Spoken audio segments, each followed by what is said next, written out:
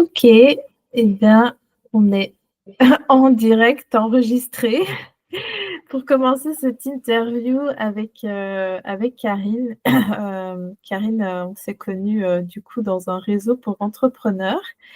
Voilà, on était dans un petit atelier et puis tu m'as parlé un petit peu de ton parcours, tu as parlé de ton expérience dans le MLM.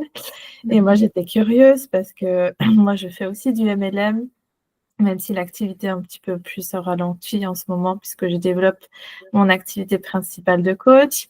Et je me suis dit, tiens, comme on avait une bonne connexion, ce serait chouette qu'on puisse discuter de ton expérience. Et donc, on a eu voilà, un premier entretien et on s'est dit, pourquoi on ne ferait pas une interview pour en faire bénéficier plus de monde. Donc, voilà la raison de cette interview. En tout cas, merci de m'accueillir, Sarah, c'est super gentil. Et c'est vrai que je suis toujours heureuse de parler du MLM, qui est finalement un business méconnu, je dirais, ou pas toujours bien compris. Donc, c'est l'occasion de clarifier certaines choses. T'es d'accord? Je suis d'accord avec toi. Je suis d'accord avec toi. Du coup, est-ce que tu peux te présenter, nous dire ce que tu fais, nous dire voilà ce que tu as envie de nous dire sur toi pour les personnes qui ne te connaissent pas? Oui, je vais faire très simple et très court. Donc, moi maintenant, je suis coach de vie. Je suis accompagnatrice du changement. J'adore ce terme. C'est le terme que je me suis donné plutôt que coach de vie. Et j'accompagne les femmes à éliminer les freins qui bloquent la réussite de leur projet. Donc, ça, c'était le démarrage au niveau de mon activité de coaching. Et là, récemment, j'ai créé un nouveau programme d'accompagnement pour les personnes qui font du MLM, donc qui sont déjà actives, pas qui démarrent juste maintenant. Et donc, c'est un programme de 12 semaines qui s'appelle « Des ailes pour t'envoler ». Et ce que je propose pour ces 12 semaines, c'est vraiment de les accompagner à faire décoller leur projet. Voilà, ça, c'est un peu mes actualités. Ok. Et donc, on va revenir un petit peu sur ton expérience dans le MLM.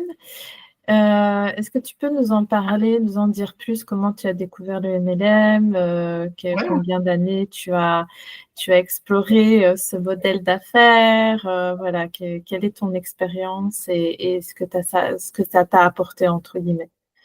En tout cas, je suis passionnée par ce modèle d'affaires que j'ai découvert vraiment par hasard. À l'époque, j'avais un magasin bio qui fonctionnait moyennement. Donc, je me demandais comment j'allais assurer ma retraite avec la gestion de ce magasin. Et j'ai rencontré un couple de personnes qui développaient une activité dans le bien-être et les produits qui m'ont montré, je les trouvais géniaux. C'était vraiment en lien avec la prévention de santé. Moi, j'ai eu un gros problème à 30 ans et donc tout ce qui est en lien avec la santé me passionnait. Et donc, au départ, je me suis vue vraiment comme cliente. Je n'avais pas compris du tout ce qu'était le marketing de réseau. Et puis, comme je voulais acheter beaucoup de produits, la personne m'a dit mais écoute, si tu veux, tu peux être distributrice. Et j'ai dit pourquoi? Ça te permettra d'avoir 20% sur tes produits. Je dis ça, c'est intéressant. Et je lui ai dit est-ce que je suis obligée de vendre tous les mois? Elle m'a dit non, pas du tout. Et puis, autre question, si ça ne me plaît pas, est-ce que je peux arrêter du jour au lendemain? Elle m'a dit oui. Et c'est comme ça que j'ai démarré dans le marketing de réseau. Et en fait, j'ai eu cet enthousiasme que je conseille à tout le monde, d'avoir envie de partager ses produits ou ce service, puisque dans le MLM, il y a aussi des services. Et donc, je l'ai fait vraiment dans l'envie de partager ce que j'avais découvert, puisque les produits venaient du Japon, j'avais jamais vu ça, je trouvais ça génial. Et en fait, finalement, il y a une personne qui est venue à ma présentation de produit, une naturopathe, et qui m'a dit « Est-ce que je peux pas faire comme toi, plutôt que d'être cliente, et pouvoir en parler autour de moi ?» Et puis, j'ai dit « Écoute, je vais me renseigner. » Et j'ai parlé à mon sponsor, donc la personne qui m'avait présenté les produits. Et donc, j'ai eu ma première distributrice. Et elle, contrairement à moi, elle connaissait plein de monde. Et à partir d'elle, on a commencé à créer un grand réseau. Et ce qui était intéressant, c'est que moi, j'ai une formation comptable à la base, donc je sais calculer. Et donc, j'ai fait ça avec beaucoup, beaucoup d'enthousiasme, beaucoup de cœur. Et j'ai pas trop regardé le combien je vais gagner, etc. Et le 3e mois, j'ai passé une position de leadership et j'ai vu sur mon compte 3 000 euros. Et je me suis dit, waouh, j'ai même pas eu l'impression de travailler. Et c'est là que j'ai commencé à m'intéresser au modèle d'affaires. Et puis, j'ai commencé à me former. Et tous les mois, je me suis formée. Et j'ai décidé d'être professionnelle. Donc, au départ, c'était à temps partiel, mais vraiment de le faire sérieusement. Donc, c'est comme ça que ça a démarré. J'ai travaillé 14 ans dans le marketing de réseau. En tout, j'ai travaillé avec 3 sociétés différentes. Et j'ai chaque fois atteint des positions de leadership. Dans une société, j'ai eu à peu près 3 000 personnes. Dans une autre société, on a généré juste, parce qu'à un moment donné, mon mari m'a rejoint, on a généré jusqu'à 1 million de chiffre d'affaires. Donc, on a eu du succès et je trouve que c'est un modèle d'affaires, mais extraordinaire. Donc, voilà pour faire simple. Ouais, et c'est intéressant ce que tu dis, c'est que c'est à partir du moment où tu as eu ta distributrice que tout a décollé. Et ce que les gens ne savent pas forcément dans le marketing de réseau, c'est que ce qui permet vraiment de se déployer, de se développer, c'est avoir une équipe plutôt que de vendre des produits. Enfin, je sais pas si tu es Disons d'accord qu'à la avec moi. base, personne n'est vraiment vendeur. Donc, c'est vrai qu'on Ouais. vend tous un peu et c'est ça qui crée tout le volume. On est aussi utilisateur content de nos produits. Donc, moi, j'ai toujours été ma meilleure cliente. Mais si on veut gagner plus que 1 000 euros, par exemple, ou 2 000 euros, ben, c'est clairement en développant un réseau. Mais je dirais bien que même en vendant des produits, comme je l'ai fait au début, il y a des personnes qui vont dire « j'ai envie de faire comme toi ». Bon, après, je ne conseillerais pas de rester sur la vente de produits nécessairement. On peut aussi contacter des personnes pour l'opportunité d'affaires, mais je dirais bien que tout ça se fait un peu naturellement, quoi. C'est ça. Et puis, toi, tu l'as dit, tu n'as pas vu l'opportunité d'affaires directement. Tu as juste eu cette envie de cœur de partager sur ce qui, toi, t'avait aidé. Et donc, pour moi, ça débute comme ça. Tu as eu cette affinité avec le produit, cet amour du produit. Et c'est comme ça que ça démarre en général. Oui, maintenant, je dirais bien que quand tu commences à avoir la compréhension du modèle d'affaires et que tu es aussi passionné par le principe du marketing de réseau, tu peux aussi communiquer par rapport à ça. Moi, je dirais que, parce que dans mon 2e MLM, j'étais beaucoup plus par rapport à l'opportunité d'affaires, à condition, bien sûr, d'avoir des produits de qualité comme support. Ça, c'est clair que pour moi, c'est une base, parce que, comme je dis, on n'est pas des vendeurs, donc on est dans la recommandation. Donc, est-ce qu'on va recommander quelque chose auquel on ne croit pas? Non, on n'est pas comme ça. Surtout qu'au départ, on va en parler à nos connaissances. Donc, ça c'est la base. Mais ce que je veux dire, c'est qu'après, j'étais tellement emballée par le modèle d'affaires que je contactais les personnes par rapport à ça. Tu as envie d'avoir un complément de revenu? Ben, viens, je vais t'expliquer à ma présentation comment tu pourrais gagner 500 ou 1 000 euros de plus tous les mois. C'est une autre approche. C'est ça, et puis ça dépend en fonction des objectifs de chacun. Ça aussi, parce que finalement, il y a plein de bonnes raisons de rejoindre une affaire de marketing de réseau. Ça peut être un complément de revenu, ça peut être créer sa propre affaire à un certain niveau. Donc, on a finalement son entreprise à soi. Ça peut être pour aider les gens avec les produits. Moi, j'ai aimé ce côté. C'est ça, moi, que j'ai vu au départ, c'est améliorer le bien-être et la santé des personnes. Pourquoi pas? Ça peut être faire du développement personnel. Ça peut être rejoindre un réseau de personnes enthousiastes, parce que franchement, ce que je retiens du marketing de réseau, c'est la qualité des personnes. C'est des personnes qui ont envie d'avancer dans la vie, qui sont positives, et c'est des réseaux extraordinaires. Ouais. Et c'est vrai que tout le monde peut avoir son propre objectif. Tout le monde ne veut pas être millionnaire, par exemple. C'est ça.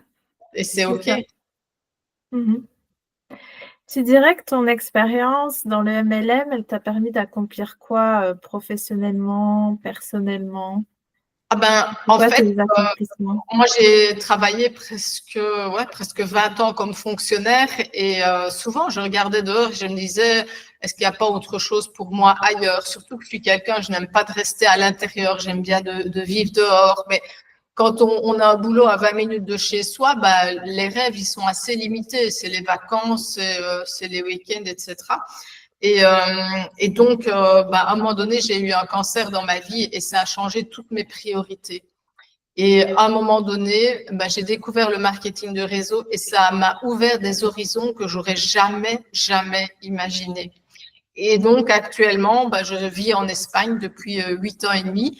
Et c'est vrai que si j'avais osé rêver à l'époque, j'aurais dit que mon rêve était de vivre au soleil, de manger à l'extérieur à midi, d'être plus souvent dehors qu'à l'intérieur, d'être, moi, je suis entourée ici de gens super sympas, super positifs, joviaux. Donc déjà, ça m'a permis ça. Et alors, pour l'anecdote, je dirais bien que en faisant ma prospection, j'ai rencontré mon troisième mari. Et donc, ça aussi, ça a été chouette, c'est que maintenant, je suis avec le mari idéal et dans un endroit pour moi de rêve, ici à 10 minutes de la mer. Donc, c'est génial. Ouais, donc ça t'a apporté cette liberté de mouvement, cette liberté de gérer ton emploi du temps, de gérer ta vie comme tu le souhaitais en fait. Oui, voilà, moi j'aspirais à la liberté et encore, j'avais pas à me plaindre, j'avais un bon boulot, bien payé parce que j'étais cadre, pas loin de chez moi, je travaillais, 40 heures semaine, donc c'était pas ma vie en fait. Maintenant, je vis ma vie. Ouais. Ouais, ouais, c'est chouette. Et puis, cette opportunité aussi d'avoir rencontré ton mari, comme quoi dans le marketing de réseau, on fait beaucoup de rencontres et c'est possible aussi qu'on rencontre voilà, sa future moitié.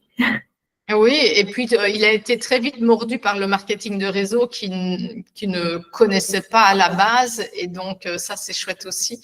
On a pu travailler ensemble.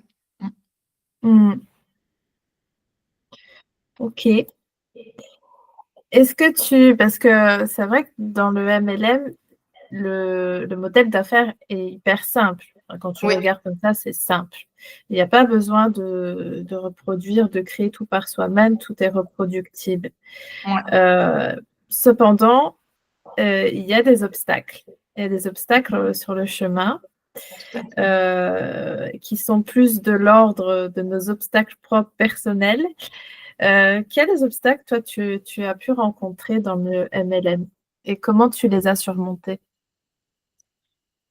Déjà, ce que tu dis, c'est vrai, c'est que le MLM, comme on dit toujours, c'est simple, mais ce n'est pas facile. Et selon moi, le succès, c'est, on va dire, à peu près 20% de technique, mais la technique, on l'apprend très vite.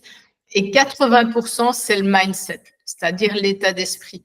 Et donc, quand je suis arrivée dans le marketing de réseau, en fait, on dit aussi que le marketing de réseau, c'est une école de développement personnel déguisée en opportunité d'affaires. Et c'est tellement vrai. Malgré que j'ai été cadre, j'avais, comme tout le monde, des freins, des blocages. Par exemple, j'avais une peur de parler en public, c'était une phobie. Ça, c'est dès que que j'ai eu ma première position de leadership, on m'a dit est-ce que tu serais d'accord au prochain séminaire de parler 20 minutes, c'était sur l'importance de boire de l'eau. Je l'ai fait et donc j'ai jamais dit non. Je suis toujours sortie de ma zone de confort et ça m'a permis d'élargir ma zone de confort finalement. Donc c'est toujours pas évident pour moi de parler en public, mais je le fais. Et d'ailleurs la preuve, voilà, je le fais. Donc les obstacles, c'était des peurs.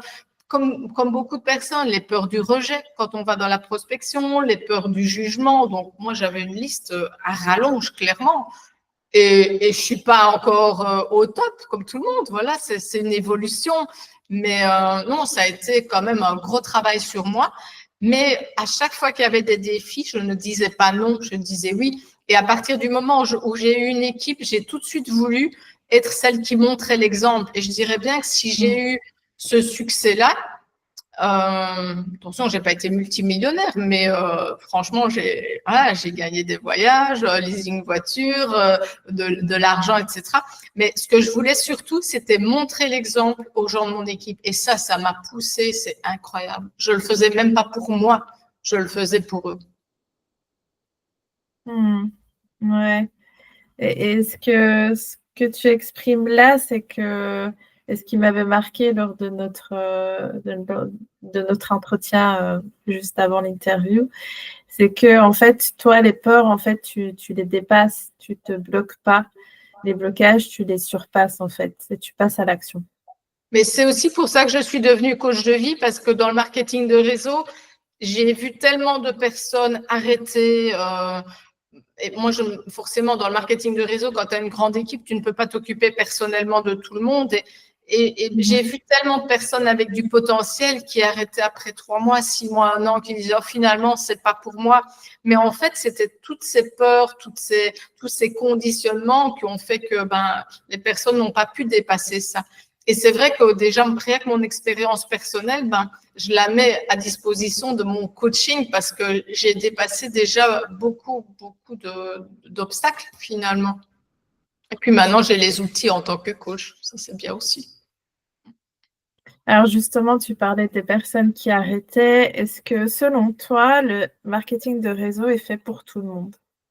C'est ce que je croyais au début, parce que c'est ce qu'on nous disait.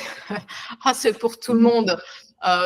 Et je suis quelqu'un à la base, enfin de moins en moins, mais j'étais fort naïve. C'était du style, j'en parlais à des gens qui mendiaient, quoi. C'est pour tout le monde. Non. Déjà, il faut avoir cette volonté, ça c'est sûr. Moi, je dirais qu'il faut aimer les gens. Clairement. Donc, comme je dis toujours, c'est pas une activité de vente, c'est pas l'argent à tout prix. Il faut avoir envie d'aider les gens. Et moi j'ai toujours cette envie. D'ailleurs, sinon, on n'est pas coach non plus. Donc, si on n'est pas quelqu'un de sociable, c'est un business qui va être très compliqué. Parce qu'en fait, c'est une activité 100% relationnelle. On est tout le temps en connexion avec des gens. Mais en dehors de ça, non, pour moi, ça peut être théoriquement pour tout le monde. Et je dirais même, il faut aussi être à l'aise avec l'aspect vente et l'aspect recevoir aussi. Oui, mais ça, on en revient à ce qu'on disait tout à l'heure, c'est les freins et les blocages. Et j'en parlais encore hier lors d'un live. Donc, oui, parce que… Mais tu as raison dans ce que tu dis, Sarah. Qu'est-ce que j'entends souvent, que j'entendais dans les personnes qui démarraient? Oh, tu sais, moi, je ne suis pas une vendeuse. OK, mais c'est quoi le problème d'être une vendeuse? Donc, c'est intéressant d'aller gratter là-dedans, de voir comment est-ce qu'on voit les vendeurs et pourquoi est-ce qu'on ne veut pas être vendeur, tu vois? Donc, non, ça peut aller loin. Quelles sont les croyances? Oui. Ouais. Voilà, quelles sont les croyances derrière, quoi. Moi, je ne suis pas une vendeuse, j'ai une formation financière, moi. Mais pourtant, j'ai déjà bien vendu dans ma carrière. Donc, on est plutôt dans le marketing de réseau, on est plutôt des partageurs et pour ceux qui construisent vraiment un business, des bâtisseurs. Mais c'est vrai que on partage quelque chose un produit qui nous a aidés, nous aide au quotidien, qu'on aime, que l'on recommande, plutôt que de vendre n'importe quoi à n'importe qui. Oui, mais ça, je dirais bien que consciemment, tout le monde le sait. Les personnes, elles sont parfois d'abord clientes et puis après, elles disent, tiens, j'aimerais en parler. Donc ça, c'est le côté logique qui va dire ça. Oh, c'est de la recommandation, vu que j'utilise, c'est facile. Et malgré tout, il y a des freins. Ouais. C'est là que le coaching est intéressant, c'est de voir, mais qu'est-ce qu'il y a comme frein alors que toi-même, tu utilises les produits, tu les trouves super, tu les conseillerais à tout le monde et en même temps, tu es bloqué quand tu dois prendre ton téléphone ou tu dois envoyer un message. Ouais. C'est là qu'il y a du développement personnel dans le MLM. Et justement, selon toi, quels seraient les plus grands mythes sur le marketing de réseau? Voilà, les plus grands mythes que l'on définirait le marketing de réseau qui ne sont pas forcément toujours vrais. Écoute, tu seras certainement d'accord avec moi, c'est que personnellement, j'ai entendu tellement de discours du style que si tu veux être millionnaire, c'est la solution, c'est l'argent facile, l'argent rapide. Mais si c'était le cas, tout le monde serait millionnaire, hein, tous ceux qui rentrent dans le marketing de réseau. C'est pas du tout le cas. Et comme on le disait tout à l'heure, c'est une activité simple, mais elle n'est pas facile parce que ça demande un vrai travail sur soi. Et je dis toujours, c'est pas une course, c'est un marathon. Donc, il y a des personnes qui imaginent qu'elles doivent arrêter leur boulot pour faire du marketing de réseau et pour enfin bien gagner leur vie. Ah non, pas du tout. Ça se construit pierre après pierre. Alors, c'est vrai qu'il y a quasi 20 ans, j'ai eu 3 000 € sur mon compte, mais j'aurais pu ne pas les avoir à ce moment-là et attendre un an. Parce que, voilà, il y a eu toute une synchronicité avec telle personne qui est arrivée à tel moment. Mais pour avoir des personnes sérieuses qui démarrent avec toi, tu peux les avoir au tout début du démarrage ou peut-être attendre un an. Donc, en attendant ton business pendant un an, tu vas faire 200 €, 300, là, 500, 300, etc. Et ça va vivoter jusqu'au moment où, donc, rien n'est garanti. Donc, enfin, j'entends moins maintenant, mais il y a 15-20 ans, c'était horrible, quoi. Tout ce qu'on faisait croire aux gens. Et c'est vrai qu'il y a plein de millionnaires dans le marketing de réseau, mais ça représente quel pourcentage? Même le niveau que j'ai eu après 3 mois, je ne sais plus à l'époque, mais déjà, il y avait très peu de personnes qui arrivaient à ce niveau-là. Et pourtant, voilà, ce n'était pas non plus le Pérou. Donc, beaucoup de travail derrière, hein. Ben, c'est du travail sur le terrain, c'est du travail sur soi. Ouais, c'est sûr. C'est ça, et puis on dit souvent que dans les premières années du marketing de réseau, tu vas beaucoup faire beaucoup de choses pour peu de résultats, et c'est normal parce que ça a besoin de se développer. Donc, mais tu sais, en fait, le quasiment MLM… une carrière de 4 ans, quoi. Oui, mais en réalité, dans l'entrepreneuriat classique, on dit que pour développer une activité, c'est 2 à 5 ans. Moi, je dirais dans le MLM aussi, pour avoir quelque chose de stable, d'avoir des revenus récurrents tous les mois qui tombent comme ça. Moi, j'ai été vite finalement dans les MLM que j'ai fait, mais je ne pourrais pas généraliser et dire, ben, rentre et ça va se passer comme ça. Non. Il faut se laisser du temps déjà pour ne pas se mettre la pression. Parce que tu te mets la pression, les gens, ils sentent, hein, tu vois. Ouais, c'est ça. Donc, déjà, le faire avec le bon état d'esprit, c'est super important. C'est ça. Se sentir en sécurité, limite garder son job à côté pendant quelques temps, Surtout, bien continuer. sûr, bien Et sûr. poser des fondations Voilà, solides. garder son job, c'est peut-être moins confortable au niveau de la gestion du temps, mais en tout cas, ça te permet de dormir sur tes 2 oreilles, de ne pas faire le business avec le il faut, je dois gagner, etc. Bien sûr, tout à fait. Mhm. Donc, dans les mythes, on a parlé c'est de l'argent qu'on gagne facilement avec le MLM. Est-ce que tu en vois d'autres?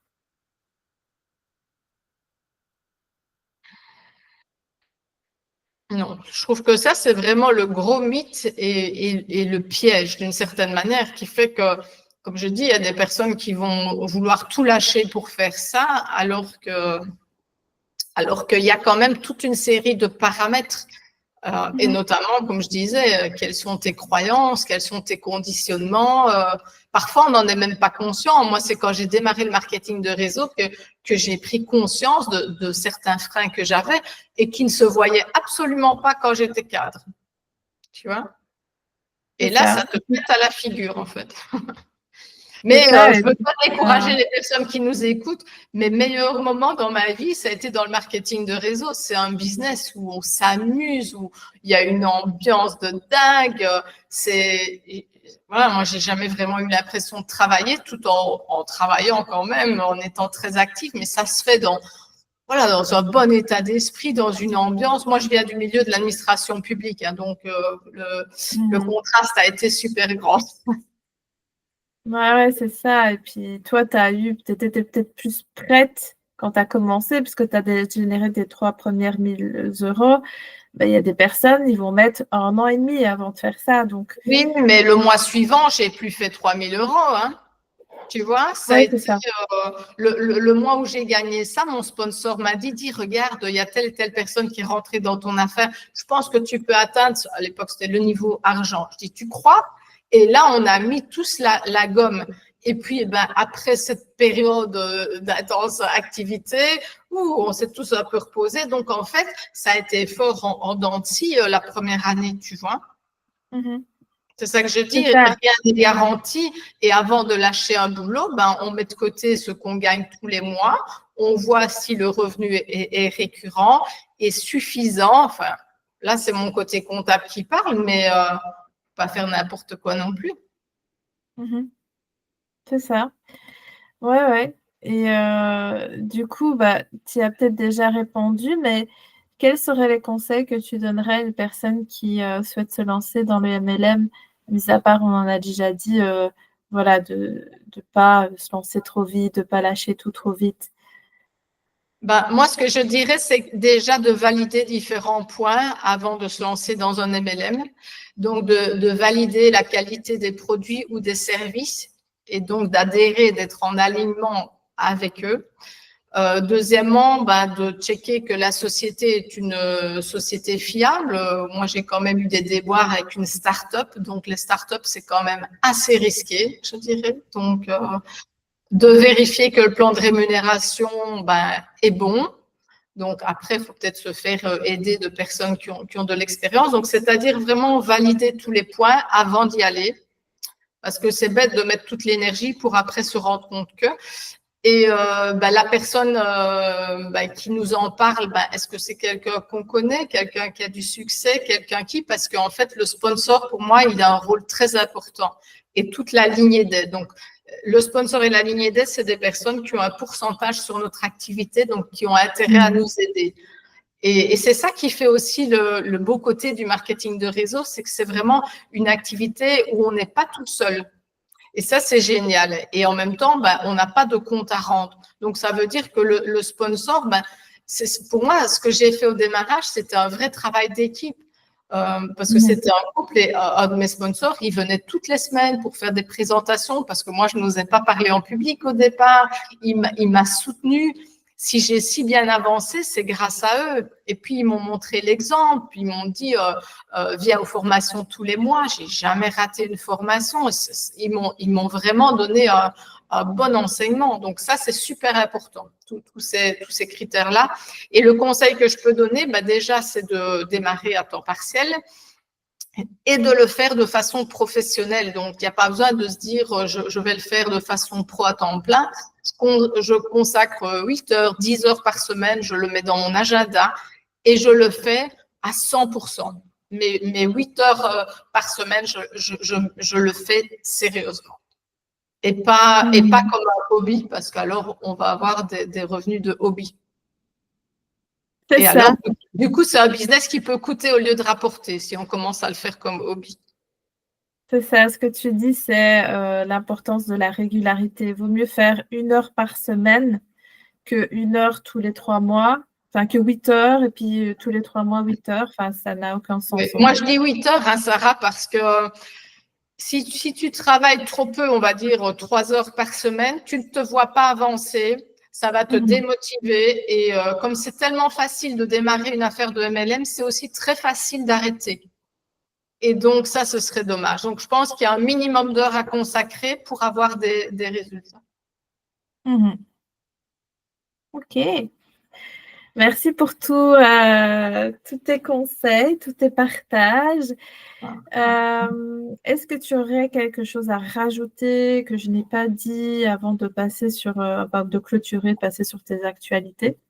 Non, je pense qu'on a un petit peu fait le tour de la question. S'il y a des personnes qui ont d'autres questions auxquelles on n'a pas pensé, libre à elles de me contacter et je répondrai avec plaisir et objectivité, j'espère. Ok. Du coup, on va clôturer en parlant de tes actualités. Donc, tu as parlé de ton offre d'accompagnement. Est-ce que tu as d'autres actualités pour le moment et où est-ce qu'on peut te retrouver?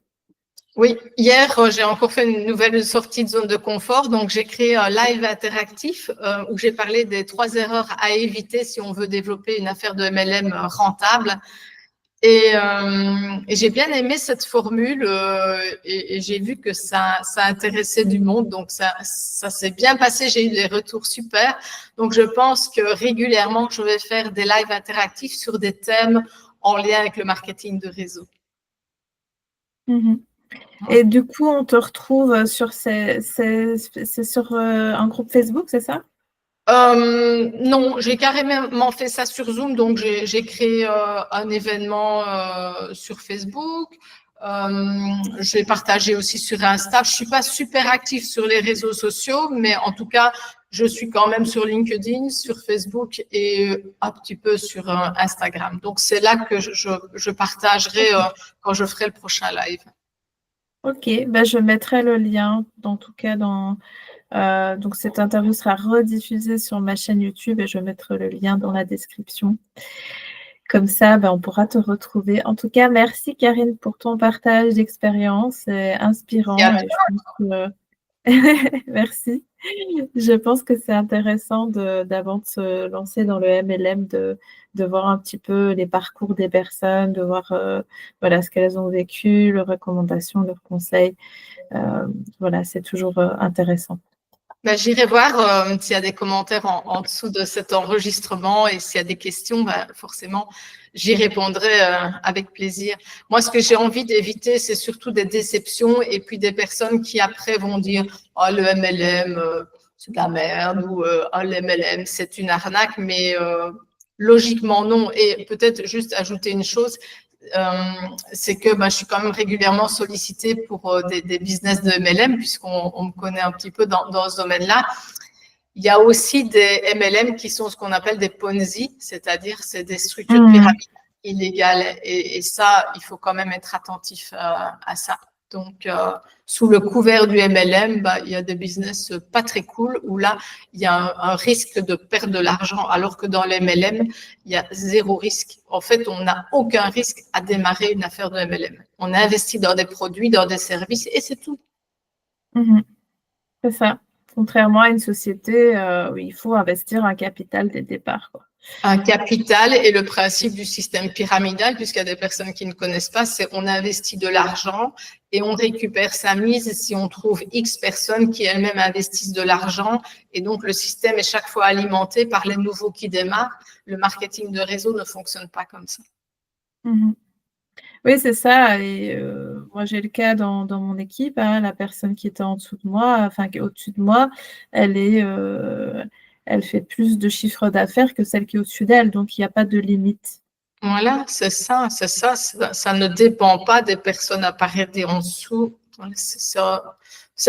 En fait, je conseille aussi aux personnes de s'intéresser au modèle d'affaires pour bien le comprendre. Et il y a un livre que je recommande souvent, c'est le livre de Robert Kiyosaki, c'est L'entreprise du 21e siècle. Et Robert Kiyosaki, c'est quelqu'un qui a fait fortune avec des entreprises classiques.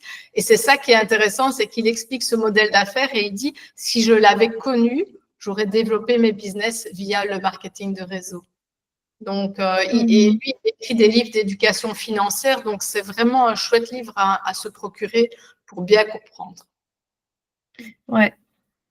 Merci pour ce partage et à tout bientôt. N'hésitez pas, oui, les personnes qui regardent l'interview, à laisser vos commentaires et on y répondra. À très bientôt. À bientôt. Au revoir à tous.